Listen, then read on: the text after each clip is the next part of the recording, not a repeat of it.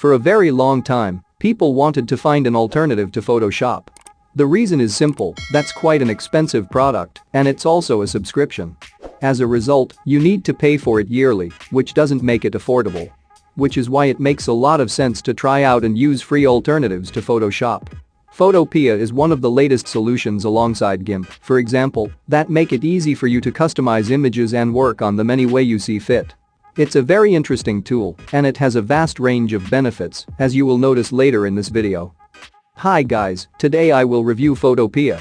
In this video, I will show you everything you need to know about Photopea. Watch the full video so that you won't miss anything about Photopea. I will introduce you to Photopea and how it works. The best thing about Photopea is the fact that it's online based. You don't need to install anything here. You just visit photopea.com and that's it. The app is ready to use in an instant. You can finally create any image you want or customize it the way you want without any worries. It's important to note that Photopea also has a set of demos, and it also features multiple templates. Unlike other tools that are online-based, Photopea runs completely on your device. There's no data upload to the internet, so it's completely safe, and there are no security problems that you need to worry about. Another thing to note is that you can copy files to online storage services such as Dropbox. So if you want, you can have everything online, including Photopea and the files you are working on. In addition, this tool also works with raster and vector graphics. You can use it for resizing images, photo processing, illustration creation. You can even design web pages if you want with its help. The app itself is versatile, it works very well, and it doesn't consume a lot of RAM, even if it's in Chrome. It's also important to note that they do a very good job of keeping the content as comprehensive as possible. It has layers, layer masks, blend modes, brushes, selections, even procedural adjustments, and convolutions. You pretty much have all you need from a good photo editor without having to spend a whole lot of money. Let's create a new project by clicking on a new project or going to the file menu and selecting new. Before creating the project, we can set the name and choose the dimensions you'd like the image to be, and also you can change the unit that's used to measure the image size to millimeters or inches, which is useful when you're creating an image for print, but when creating an image for web, pixels is the best choice. Once you enter your dimensions, you can choose whether the background is white or transparent. Once you click Create to start when the project is opened. There are 4 sections to the layout with the working area in the center where you'll be creating or editing images. On the left, you've got the toolbar, which is where you'll find all the tools available to edit images. You can click to select a tool or press its corresponding hotkey, which you can see.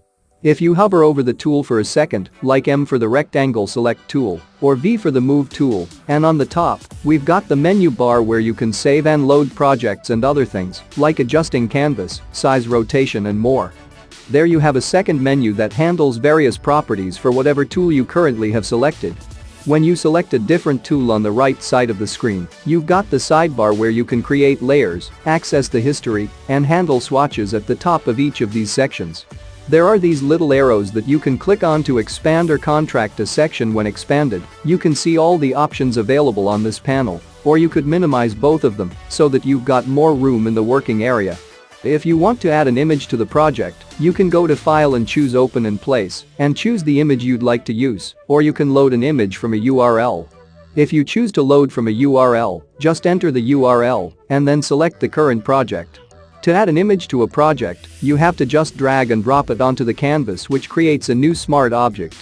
When you first do that, the image is placed on the canvas with its actual dimensions, which you can change by dragging any of these handles. When you drag the handles, the image is resized and stretched to fit the dimensions you choose depending on how much you change the dimensions. If you want to resize the image but keep the aspect ratio the same, you can hold down Shift while resizing the image. This lets you resize the image but keep its original aspect ratio without any distortion occurring from altering that ratio. Once you have the image at the size you'd like to, click on the Confirm button in the menu bar to place the image. Once it's placed, you no longer see the handles to resize it. If you need to resize the image again with the Move tool selected, check the box next to Transform Controls, then you can resize it as you'd like. If you hover just outside the image, you can click and drag to rotate it. Once you're done, just uncheck the Transform Controls option to get rid of the handles around the image. Let's consider how you import an image.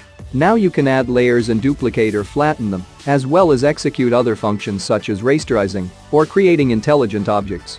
You can also edit with masks. You can use the pixelate filter and then blur and other options to start to edit the image. For making a new composition, you can make another layer with another existing image.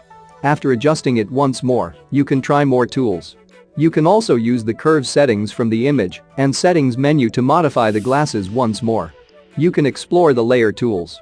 You can use the overlay function to blur the glasses in the background and also add text as you want. Finally, you can save the final image directly to your device as a PSD format to edit it later in layers. It will also allow you to export the image in a wide variety of formats. One of the crucial functions is how to generate thumbnails through Photopea. Let's create a thumbnail.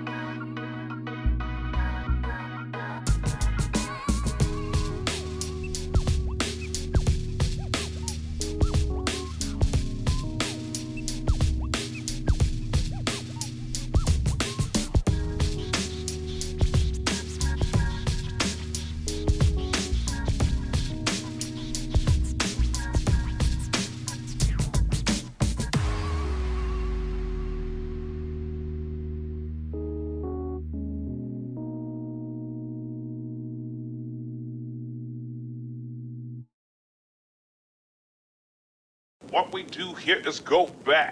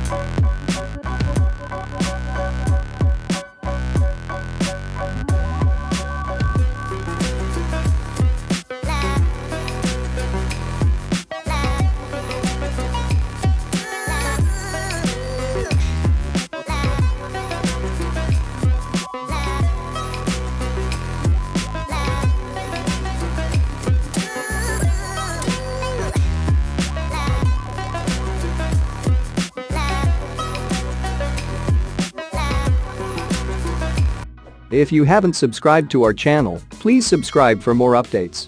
Until next time, see you soon.